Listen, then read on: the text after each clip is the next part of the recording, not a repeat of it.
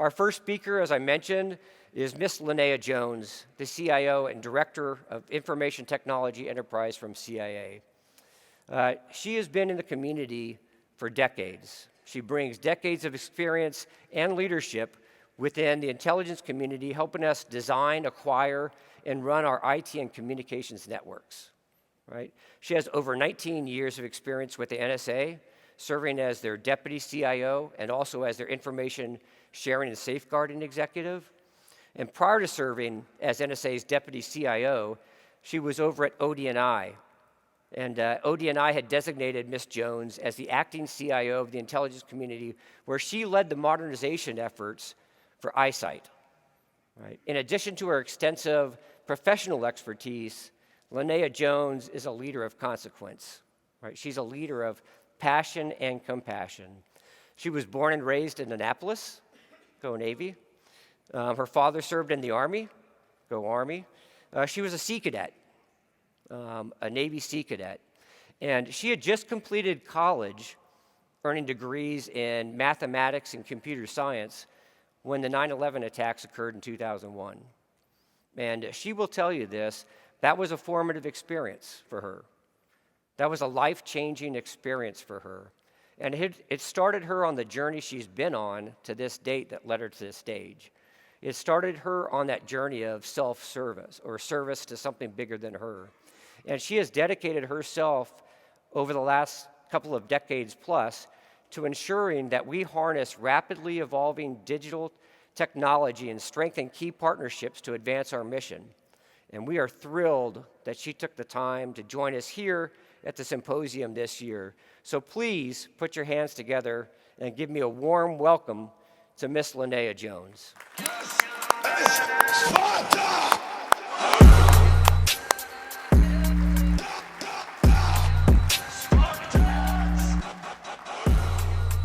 Don't be afraid to strut. I know, right? Good morning, good morning, good morning. Thank you so much, Bob, for the kind words and the warm welcome. Good morning, good afternoon, good evening, everyone. How's everybody doing? Good, good, good. So it's my pleasure and honor to be here. I'm Linnea Jones, as Bob said, and I have the pleasure and honor of being the CIA CIO, as well as Director of the Information Technology Enterprise. And I will tell you that when this January came about, and I saw the GEOINT Symposium and was hearing about it, I actually reached out and I asked if I could graciously just be a part of it. And I'll share why, but please know I want to thank the USGIF community, I want to thank the geospatial community, and I also want to thank all the brethren at NGA that we work with every day. Shout out to Mark Shadlin, who's out here somewhere, as a fellow CIO in the CIO Forum. And so I'm just happy to be here, and I want to tell you a story about why I'm here and why I thought it was important to be here, and also where we're going with that, right? I also want to thank, there's quite a few other CIA careerists here, and so shout out to all the other McLean Langley folks that are here. If you do have a chance to see them, please do. I know our Director of Wellness, Jennifer Posa, was here, as well as Derek King, who is in our leadership chain for CCI. And so this is a big difference for CIA, and I want to just say thank you for being a part of that and for us being here and for you all welcoming us so graciously. Today, I want to walk away with 2 points with you all today. The first item I want to share with is we've been at this for a long time. A lot of times when I speak, I talk about the Central Intelligence Agency and how we're about 77 years old, and we started with our roots of open source intelligence during the wartime efforts, and that, our classic is human intelligence, human. But let me tell you, we have nothing on the cartographers out there. And so for everyone who studies maps and knows about the business of cartography, you have us by hundreds of years, right? It goes back, that cartography dates before Christ. And so I share that because typically, I always say we're one of the oldest forms of intelligence, but you guys have us beat in that aspect, because without maps, we would not be where we are today. And so in the game of intelligence, I always share it's a team sport. We work together combining, whether it be the geospatial intelligence, combined with the human, combined with the cybersecurity intelligence. And now more than ever, we have to be more of a team sport in order to face our adversaries and deal with the challenges we're dealing with, right? And so when we look at how we're evolving, even just over the last 10 years, very proud to say that the geospatial community has been leveraging data and information, big data that is, for years and decades before others. When I think about the progress that we made from C2S to C2E, for those that aren't familiar with the terminology, the commercial cloud services, which was our cloud contract maybe about a decade ago, and commercial cloud enterprise is a much larger program of working with multiple vendors. It's not surprising that the geospatial community is one of the largest, if not the largest, consumer of the secret cloud to share with warfighters here and abroad by all means, right? And that actually is something that's been consistent over the decades. And I share that quote because many people don't realize how tightly we work together and how much we are coupled as far as our programming, where we go, what we're doing, and where we're at today. And so, when you're in the geospatial community and when we're having these conversations, I wanted to be sure that we together are looking at the background that we have from a history, the background we have from big data, from the applications, the tools, where we've gone over the last decade. But let's take a moment to step back. As Bob was stating, I was born in Annapolis. I am an Annapolitan. That is a cheesy term for those that were born in Annapolis, all you all that don't know. And so I can remember being in college and, although it was, just yesterday, but anyway, that was a joke, guys. But with that being the case, at that time, if you all remember from a gaming perspective, NVIDIA was one of the premier graphics cards. Why? Right? And at that time, when you learned about graphics processing unit, it was because you were trying to render 3D graphics. Really, it was more of the 2D, but you were trying to really get that imagery, and it was amazing. And if you think about where we were roughly 25 years ago with Intel, AMD, NVIDIA, here we are fast forward now, and we're having the same conversations, but in a different context, right? And you all in the geospatial community have been dealing with large data, have been dealing with intensive graphics, have been dealing with overlays, have been dealing with balancing compute, along with the power, space, and cooling of how to get the best imagery to everyone for decades. And that's why I wanted to ensure that you're key and pivotal to the conversation of how we move forward with generative AI, with quantum, with these items that have the same problems. Sure, it's a different context. We're not talking about, say, graphic maps, but whether you talk about generative AI or whether you talk about rendering graphics, you still have some of the same challenges. And you all in that space, you have an intellectual ability of how to balance that load and how to display, in some cases, making the map smaller in order to get a more finer grain access, or even overlaying permissions and access controls in order to share it more broadly. And I think sometimes if we go too fast, we'll miss that we've done some of this before, just in a different context. And one of the reasons why I'm so proud that CIA is here this year is because I want to ensure that we bring all of that knowledge, all of that background, from even back to the days of cartography to where we are now, to share where we are in the future. So you talk about what are the challenges of today. Many people will talk about the multi-dynamic aspect of war. As I mentioned, the geospatial community is one of the largest consumers and sharers of the secret cloud with the warfighter, directly aligned. Although the CIA does not sit within the Department of Defense, we share broadly within the IC and are lock and step with DoD. And even more recently, you may have heard of the Joint Warfighter Cloud Capability, JWCC, where our C2E Program Management Office and the JWCC Program Management Office are working together to share information, but also to share services, so that way, whether we be on the most classified networks, such as top secret, or on the secret networks or even unclass, we have the option to go across and work seamlessly together. That's a difference. That's a different way of operating than we have in the past. And I'm very proud of where we are and continue to go in that movie, because it really does take us all working together in order to achieve the greatness that we achieve. So let's talk about what's really on the burning front right now. You go to any tech or cloud conference, you go to anything, you're going to hear AI, AI, AI, AI. If you were to take that back 10 years ago, it was cloud, cloud, cloud, cloud, cloud, right? I will also say in the national security community, you'll also hear China, China, China, right? But what I say with these things, although the topics in the national security community seem to ebb and flow, the people stay the same, right? And the knowledge and the experience we have from previous wartime efforts or from previous technology advances such as cloud are the same skills that we'll use now. And we'll continue to grow those talents, if you would, in order to propel us.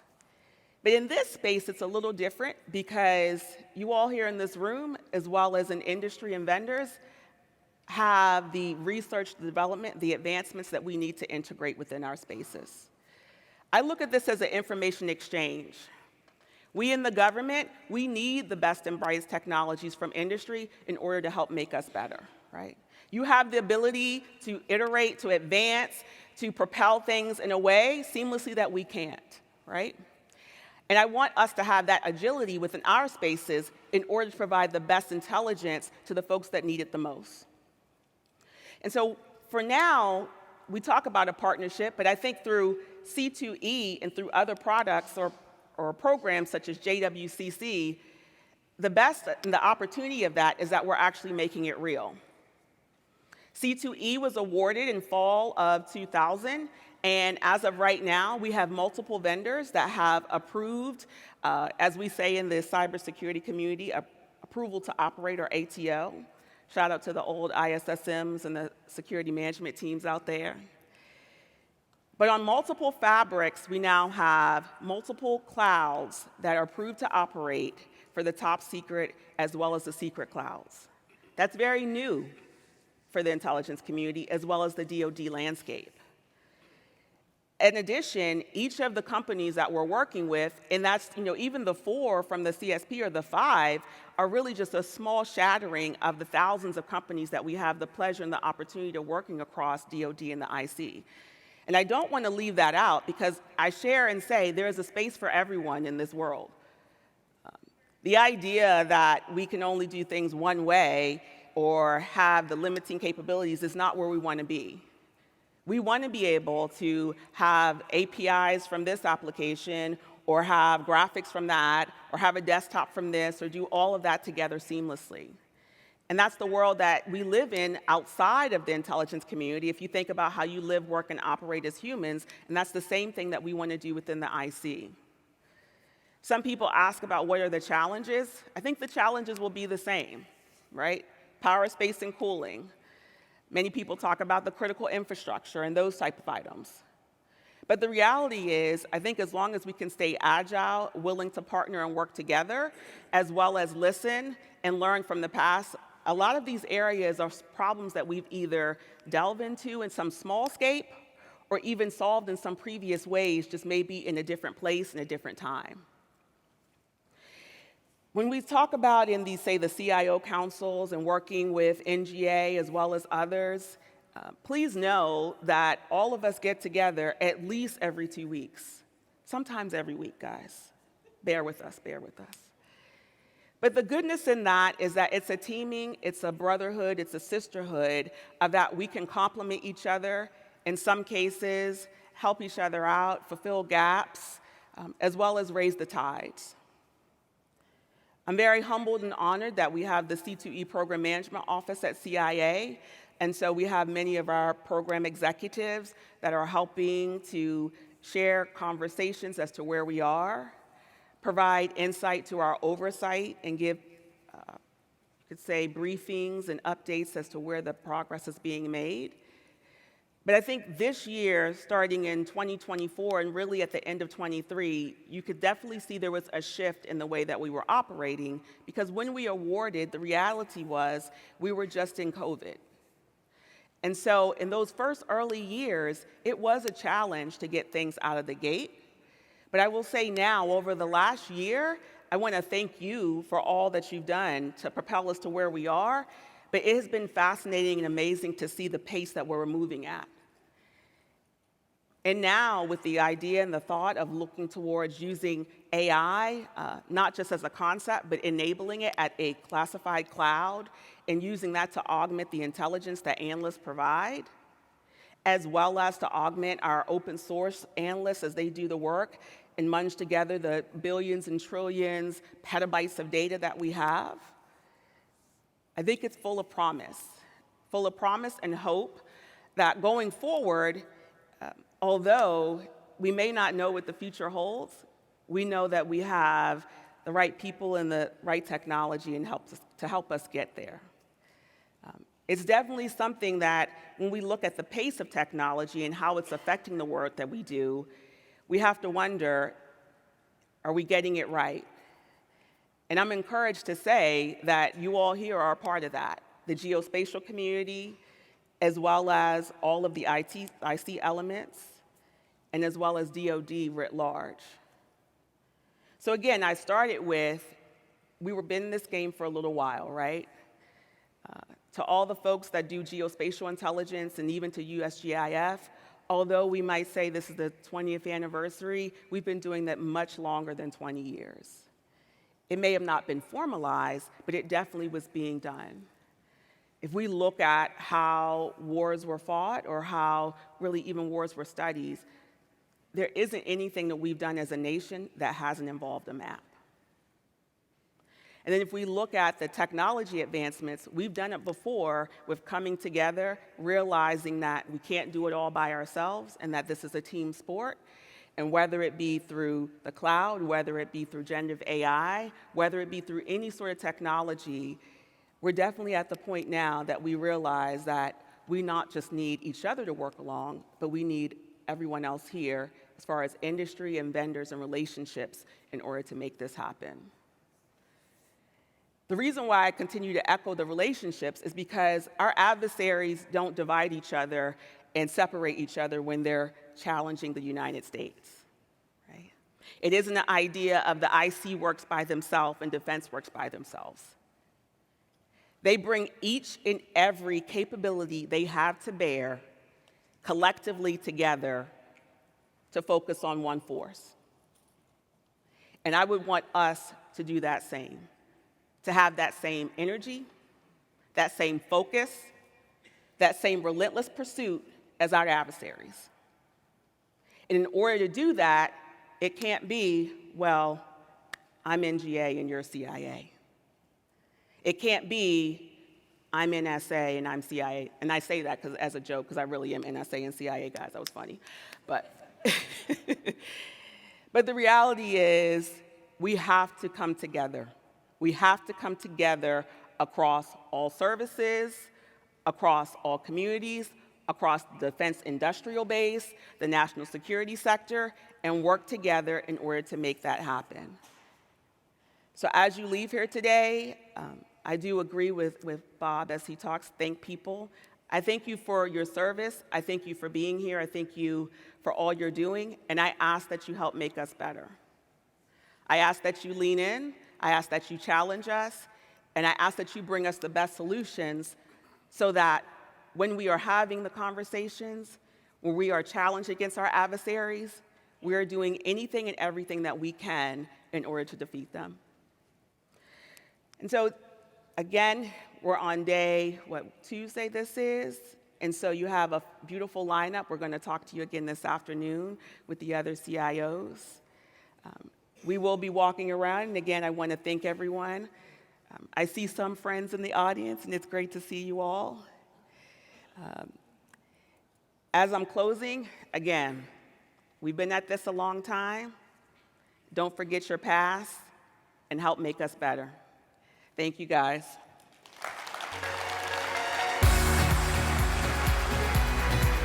Thank you, Bob. Thank you, sir. Yes. Thank you, Linnea, for those comments and your perspective on things. And it struck me as we were talking about this. You know, it was a continuation of discussions yesterday that we had, and I appreciate the time you spent also highlighting that the technology's spectacular, but it's technology, and one of the things that makes us so successful is the people. I have a couple of prepared questions here just to get us going, but I do want to highlight that if you want to ask questions, we're still using the Poll Everywhere website. You can see on the screen. And your questions, you can just text USGIF at 22333. Text your questions, and those will be forwarded to me up here. But let's start with the people aspect of Please. this. And if you could just comment, how from your perspective are we doing at attracting talent, retaining talent within your field?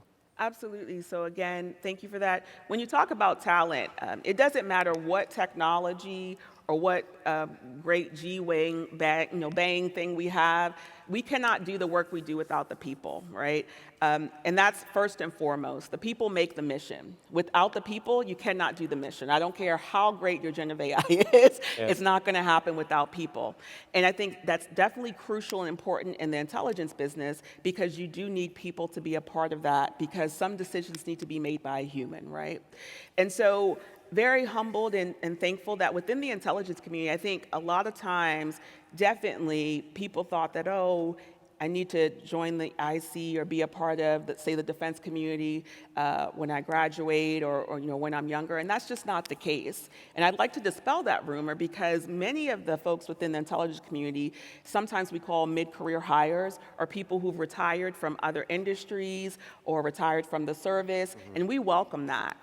Just about in the last few weeks within the CIA culture, we were giving out these awards. And so our recent Senior Intelligence Service awardees, we had plaques given for them. And each and every person that I spoke to at CIA that received a SIS plaque was actually prior service. Yeah. And I share that because many people may not know that many of the folks that are a member of the CIA now or officers within the community have a ton of military service background experience that just augments and helps to shape them. And so when we talk about recruiting and advancement, it's an ongoing thing. I welcome people to come and join the community, join the agencies, be a part of the culture and help us because you have unique experiences that could help broaden the intelligence and give us perspective to provide to the warfighter, to provide to the sailors and the shipmen and the soldiers all around the world. And so I share that because there's no point in your life that you're not welcome or that we would not welcome you to join in the IC, period. If I can follow up on that just a little bit, because it reminded me of while I was still director of NGA, I had a great joy one time to promote, welcome and promote two individuals to senior ranks within our CIO and Chief Data Officer at NGA. And the two individuals had come from industry. Wow. Right? They had with them, the two of them, over 40 years of experience in industry. Are you seeing that at CIA or some of the other organizations where you're attracting talent from people who had been in completely different professions, but now they want to get involved in intelligence and national security? Absolutely. I would say just as far and large, just as you gave those examples, the previous CIO for CIA, Julianne Galena, did spend quite some time at IBM in industry. Even the CIO prior to her, John Edwards, he also was in industry for a point in time.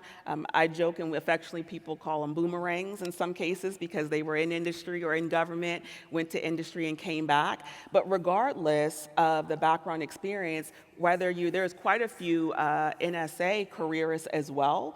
I believe the director of research at NSA spent 40 plus years in industry, and then NSA, he was brought in and leading the research directorate.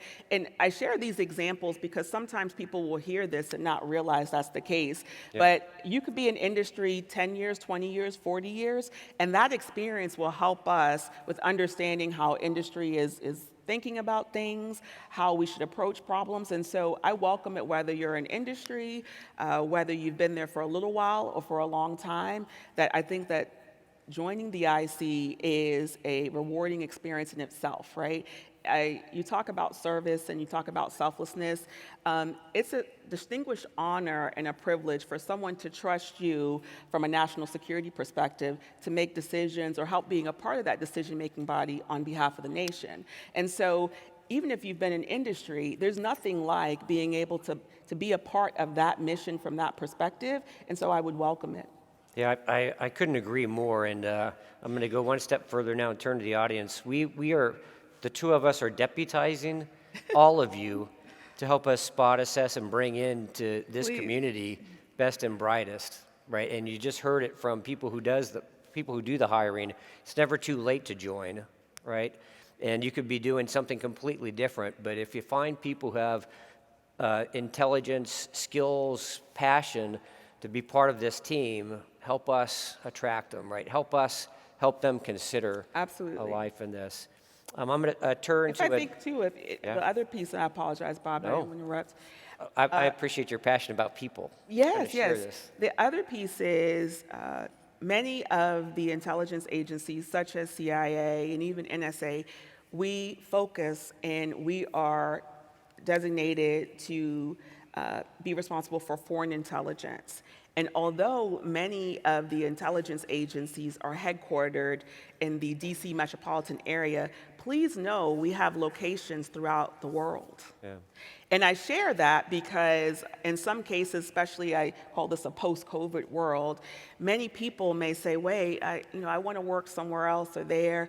And I would share that please don't look at that as a limiting factor, but know that we are responsible for protecting Americans, not just on the homeland, but on abroad.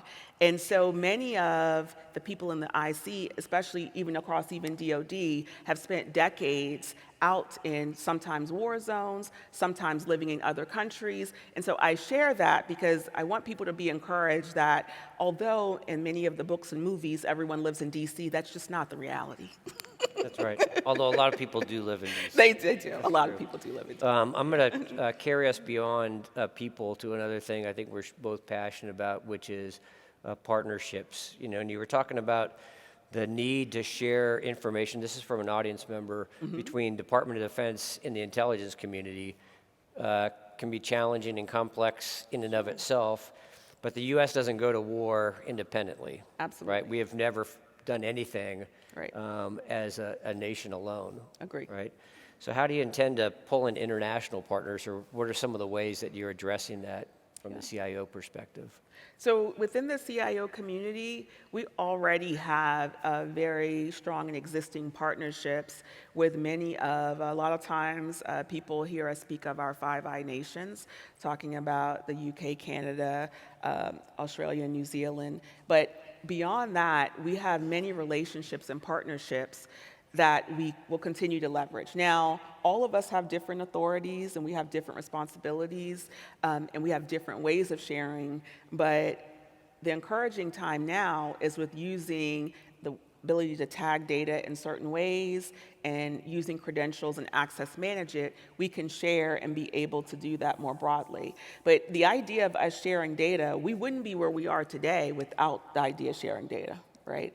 Yeah. This is not like a new concept for us. If anything, the challenge now is just the sheer amount of data that we have, and then how do you share that more broadly and share more from a triage level as opposed to, I always joke that the idea is that we are not, boiling the internet, as people say, boiling the ocean, Yeah. but really making smart data decisions where we need them. But we'll continue to do that. I like this approach to this, and I promised future speaker Scott Bray, who will probably be listening to this, that he could also take some of these questions and address them kind of from his NATO perspective Absolutely. as well.